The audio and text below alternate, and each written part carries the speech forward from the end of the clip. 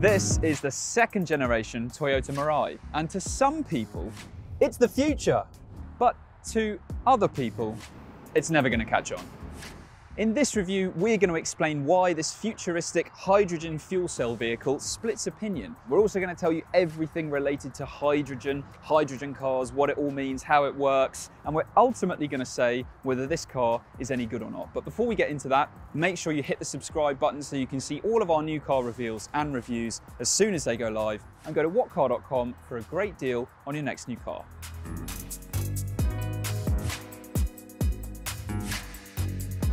The first thing to point out is just how different this second generation Mirai looks compared to the first generation Mirai. Now, that car was actually based on the Prius from 2010, but this is completely different. Now, underneath it is very similar to the Lexus LX, so a completely different car and a completely different look. It's basically unrecognizable from the first gen Mirai, isn't it? It's got this much sleeker look, and it's just generally bigger as well. Inside, it is very different from before as well. And actually, this is a pretty nice interior. You get a digital driver display, you get a 12.3-inch touchscreen infotainment system. But actually, with this driver display, it's nice to have it. It gives you lots of information that's pretty easy to see, but it does have a bit of a kind of old look to it. With this infotainment system as well, it is really quite complicated and difficult to get your head around, because you've got this part of the screen where you can control things on this sub menu, then you've got this kind of main bit in the middle, but you can also kind of throw things to the other side of the screen, the idea being that your passenger can then control functions within the infotainment system. But it just gives it this kind of complicated, fiddly layout, and it's difficult to know where you've got to go for something. But you get Apple CarPlay and Android Auto as standard. You also get these physical shortcut buttons, which means it's easier to jump between different menus while you're driving because you've got these to use. Similarly, you've still got physical buttons for the climate control down here, as well as heated and ventilated seats. What is a little bit weird is you've got these physical controls here, but you can still adjust the temperature through the touchscreen as well. But at least you've still got the buttons down there. In terms of materials, it's fairly impressive. It's all nice soft touch finishes to everything. You've got some fancy gloss blacks as well. So it might not be quite so plush as a 5 Series, which does just feel more special inside, but it's really well put together in here. It's all really solid. You won't find a wonky bit of trim anywhere in this interior. And if you want to compare it to something like a Tesla Model S, then for build quality and materials, this is definitely much better. It's impressive in here.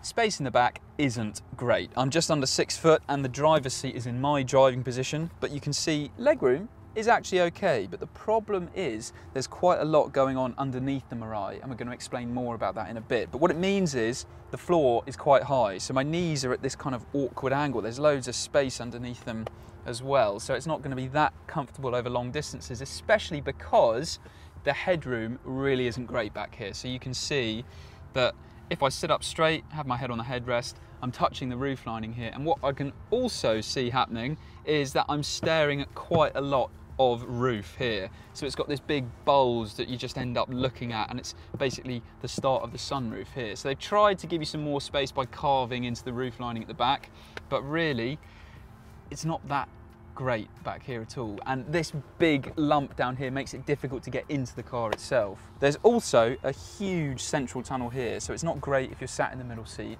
as I will demonstrate now, because not only have you got to contend with this massive central tunnel, but headroom, because you're so raised in this middle seat, means that it's basically impossible to sit back here without smacking your head on the roof lining. But there we go, I can just about squeeze into the back. I wouldn't want to do it for very long at all, but at least there is a middle seat, because in the previous Mirai that was only a 4-seater. You can't actually fold down those rear seats at all. It's not even on the options list to be able to do that, so you can't make this load bay here any bigger, which is a bit of a shame, because you can probably tell that this boot really isn't very big at all. So there are many much smaller cars that actually have significantly bigger load bays than what this Mirai offers. So it is a bit disappointing that a car that's this big on the road doesn't have great rear seat space and doesn't have a big boot. There is a reason for the slightly weird packaging of the Toyota Mirai though, and it's probably time we address the elephant in the room with this car and told you a bit more about it being a hydrogen fuel cell vehicle. So, essentially, this is an electric car. It has an electric motor which drives the rear wheels. But instead of that motor being powered by a massive battery that you plug in and charge up, the car essentially produces its own electricity. Now, to do that, it has 3 hydrogen tanks. There's 2 in the back here in a T-shape, one that goes through this central transmission tunnel, one that lies under the rear seats, and the 3rd tank is in the back. The hydrogen is sent up here to the fuel cell stack, and the compressed hydrogen gas mixes with compressed air, and it's that chemical reaction which creates the electricity that powers the electric motor. Now, the fuel cell stack in the old Mirai was actually under the front seats, but now they've moved it up here, and this is all also lighter and smaller than it was before, but it's actually better. So the new Mirai has a WLTP range of 400 miles, whereas in the old Mirai, it was around the 300-mile mark. As well as electricity, that whole process creates water as well, and the car will automatically get rid of it when it needs to, but you can also control it yourself by hitting the H2O button in the car. That is all very clever indeed, and in fact it's so clever that you can't notice anything particularly unusual going on in the process of driving this car, so it just feels like an electric car.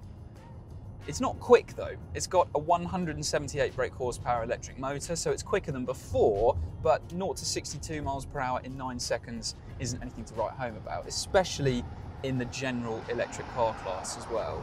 But you get the sense quite soon after getting behind the wheel that this has been set up more for comfort and softness than speed and agility. So it does have a kind of gentle waft to the ride quality. It absorbs impacts pretty well, even on these big 20-inch alloys. It's nicely settled on the motorway. It doesn't crash or thump around in town. This is pretty comfortable. What it isn't is exciting. So that soft setup means that it doesn't feel particularly agile. There's quite a lot of movement in the body, and the steering is fairly lifeless as well. It's accurate, but it's just got nothing much to it really. So is it as good to drive as a 5 Series? No. Is it as quick as a Tesla? No. But it's still a comfortable alternative to those cars that might not pin you back in your seat or properly thrill you, but it's got a decent range, and the miles that you do will be done in pretty decent comfort. What we're going to do now is show you how to fill up a hydrogen car.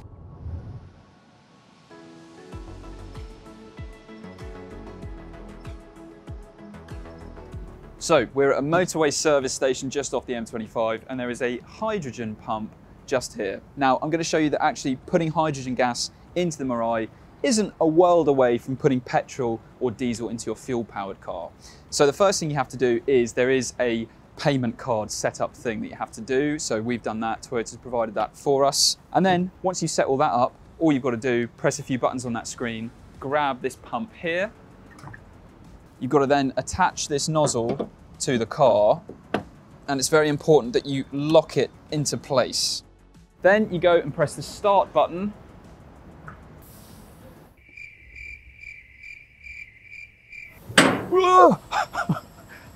That was definitely...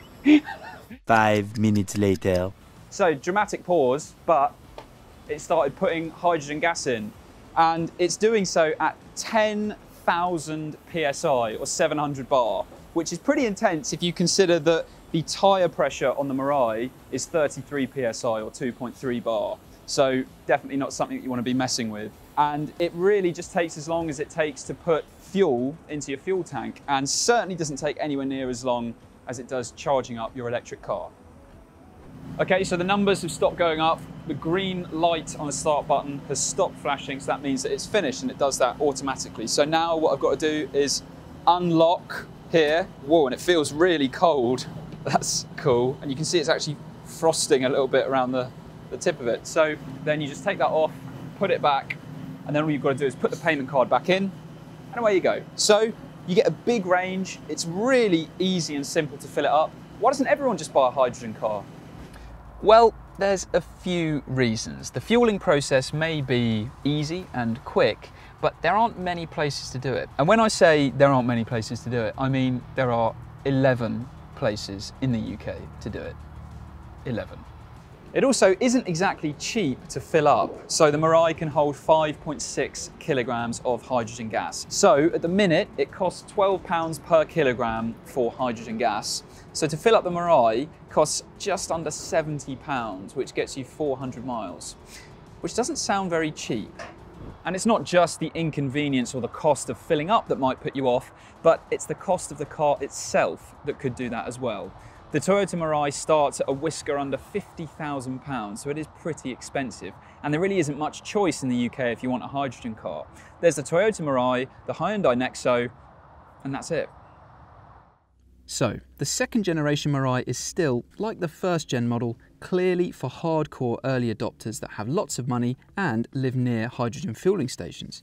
If you do buy one, then you'll enjoy its soft ride and decent interior, but there are a wealth of other rivals available for similar money, like a Tesla Model 3 if you want an electric car, or a BMW 5 Series if you want a saloon as a petrol, diesel, or a hybrid.